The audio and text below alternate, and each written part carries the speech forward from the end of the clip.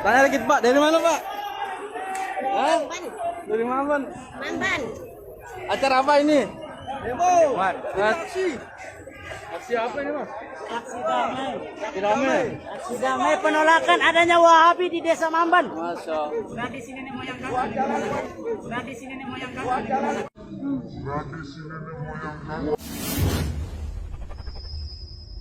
Perlu diketahui bahwa Wahabi kita bisa lihat dari dua sisi.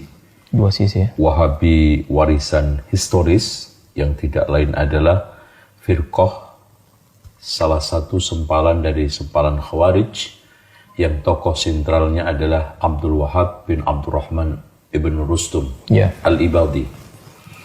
Kemudian yang kedua, Wahabi warisan imperialis.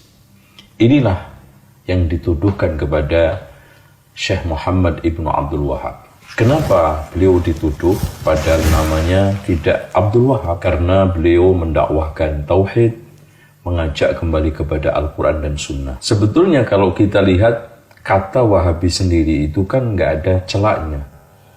Kalau memang Wahabi itu diambil dari nama Allah Al-Wahhab, bagus. Kalau diambil dari kalimat namanya Syekh Muhammad ibn Abdul Wahab, ya nggak tepat. Itu nama bapaknya. Seharusnya Muhammadi, bukan Wahabi. Kalau seandainya untuk tujuan meledek, Allah berfirman, wala tanabazu bil alqab. Jangan kamu mempermainkan nama atau titel-titel orang. Oleh karena itu, kalau kita ingin gagas dengan akal sehat, istilah Wahabi ini murni tuduhan dari kaum imperialisme untuk menjatuhkan dakwah Syekh Muhammad ibn Abdul Wahab. Bahkan siapa saja yang ingin mengajak kepada kemurnian tauhid, ingin mengajak kembali kepada Al-Quran dan Sunnah. Itu.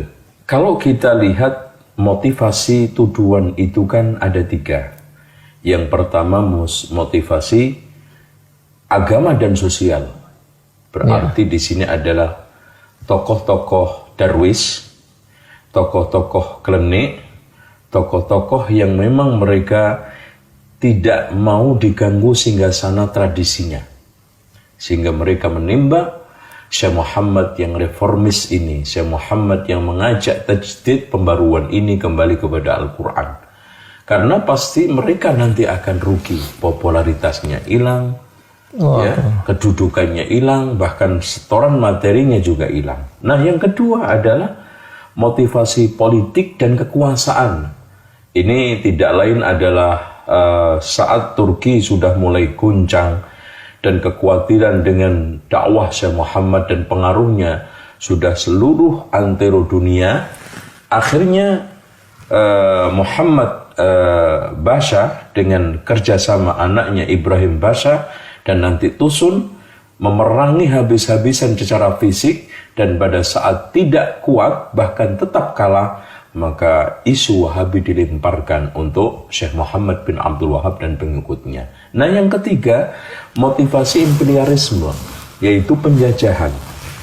Karena setelah kita lihat di dalam peta sejarah, yang mampu melawan penjajah Belanda di seluruh dunia itu mereka-mereka yang terpengaruh dengan pemikiran dan tajdid Syekh Muhammad ibn Abdul Wahab. Lihat aja Sanusi yang ada di Afrika, bagaimana Italia dan juga Prancis kocar-kacir kedodoran menghadapi reformasi mereka.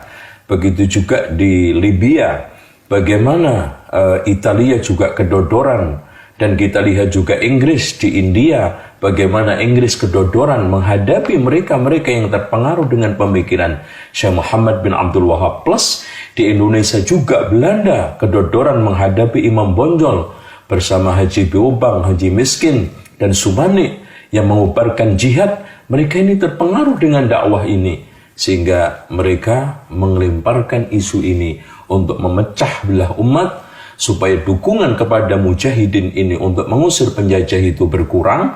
Maka mereka menggunakan politik belah bambu, satunya diangkat, satunya diinjek, yang sering kita kenal di video ad infrared dan nampaknya ini manjur. Tidak akan pernah ada sejarah jihad yang akhirnya mereka itu menang. Tujuan mereka yang paling utama dan pertama sebetulnya adalah ada tujuan direct, instan, yaitu tadi saya katakan yang budaya keagamaannya tidak mau terganggu prakteknya, politik kekuasaan tidak mau terganggu kekuasaan yang goyang, imperialis, wilayah-wilayahnya tetap eksis.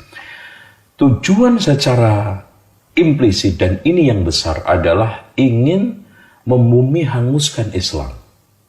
Gitu ya, Ustaz. Akhirnya siap ingin menggeser dan menggusur pengaruh Al-Quran dan Sunnah di tengah umat Islam. Kenapa? Karena akhirnya siapa saja yang menabuh genderang dakwah tauhid dan anti syirik dituduh Wahabi. Siapa saja yang sekarang ini dakwah menegakkan bendera Sunnah anti bid'ah dituduh Wahabi. Siapa saja yang tegas dan tegar di dalam amar ma'ruf nahi mungkar dituduh Wahabi. Siapa saja yang sekarang mengajak kembali kepada Al-Quran dan Sunnah menurut pemahaman salaful ummah dituduh Wahabi. Bahkan organisasi-organisasi Islam di Indonesia juga kesasaran tuduhan itu. Iya, betul. Itu. Karena semata-mata mengajak kepada Al-Quran dan Sunnah. Apa sekarang saya tanya, organisasi A yang dituduh Wahabi, pernah nggak ketemu Syekh Muhammad bin Abdul Wahab? Nggak pernah. Organisasi B pernah nggak bersinggungan dengan murid-muridnya Syekh Muhammad bin Abdul Wahab? Nggak. Karena adanya kemiripan langsung ditembak Wahabi. Ini ada pemiu yang disederhanakan supaya orang-orang awam ini juga mudah diajak untuk memusuhi Wahabi. Cepat ya, supaya itu sederhana di pola pikir yang diciptakan satu simbol-simbol, satu kriteria yang sederhana, gampang mereka hafal. Betul. Contoh, kalau ingin tahu ciri-ciri Wahabi, lihat aja lakinya, baduknya belang, jenggotnya panjang, katoknya cingkrang. Itu aja. Ya.